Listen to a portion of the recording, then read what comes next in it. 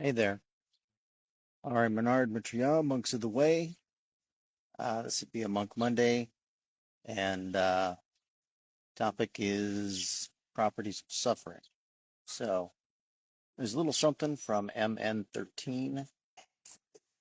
A person should be concerned with some properties of suffering, such as pleasurable aspect, the danger, and the way out.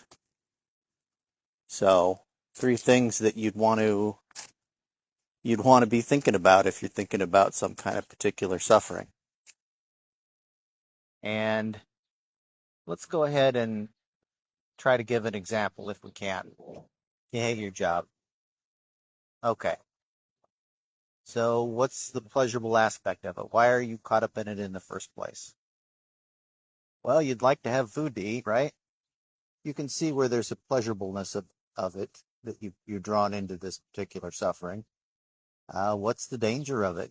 Well, you could have burnout, your stress, could impact your health, could impact your mental state. You could be abusive to people when you know that you care about. A lot of stuff could happen. A lot of bad stuff could be the way out. So, can you find another way to make a living? You could. Some people do. You could find work that you do like. You could find work that you're interested in. You could find work that's actually somewhat pleasurable for you. In any event, let's pick something else. Say gambling. You love gambling. But, you there's that pleasurableness of it, the I guess the dopamine in the brain, the pleasureness of it. When you win, you get to brag how you're a winner. And there's the danger of it. You can't pay rent, but you're blowing all your money in gambling. The way out. Well, with such an addiction like that, there are help programs. There is outright cold turkey and discipline. There's finding other ways to use your time uh, to get your excitement in life.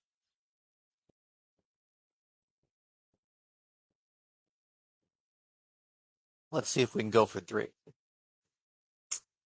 Picking the wrong life mates. You pick the wrong life mate and you keep doing it. People do that.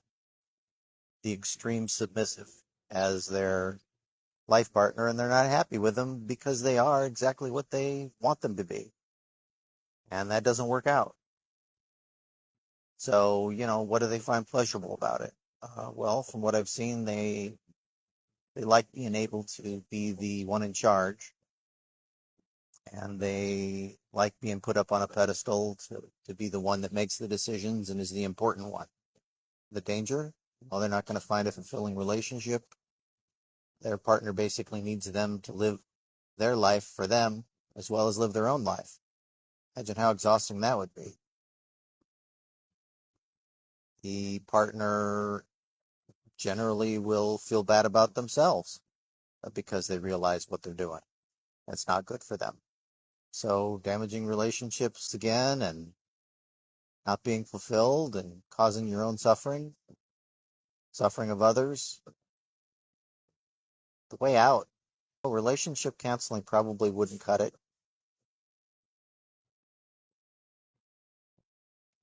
Self-development, yeah.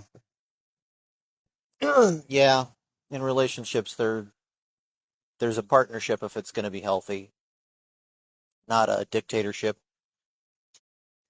So I think if we look at the different kinds of suffering that we might endure, we can look at these different parts and see that they're meaningful. We can break a big problem into smaller parts that we can manage more easily, that we can at least comprehend more easily. Um, so instead of, looking at this big problem and just thinking all kinds of aspects as whatever you might imagine, you focus instead and go, okay, what's the pleasurable part of this? You start to deconstruct it and you start to understand it instead of obviously what you probably would have done before, which is not understand it, not deconstruct it, at least not in a meaningful way. So you get that going for you. A person's life is like a house maybe, and it's a house that's been built. Most people, it's a house that's been built primarily of their wrongful desires. That's what built the house for them. And it's rotten and it smells and it doesn't really protect them from the elements. And they keep living in it. It's what they know. They're familiar with it. Well, you have to have the courage for change. Certainly change is, stressful most often. In general, it is. But you have to have the courage to start changing things. So rebuilding. And I'm not saying, I'm not saying not, but I'm not saying to tear down your house, destroy your life. Start with the front door, maybe.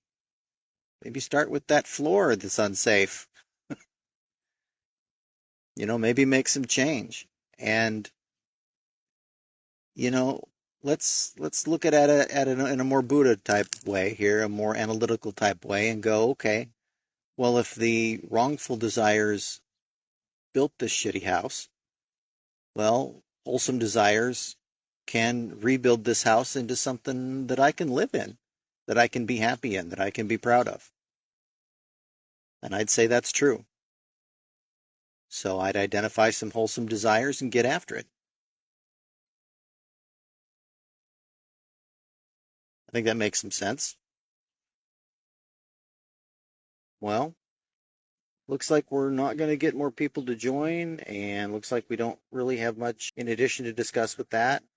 You can like or follow. If it's TikTok, you can like whatever platform it is. If you like or follow, it'll help you to see more of the same kind of content that you like. And if you want, to keep seeing this kind of content, you could buy me a cup of coffee.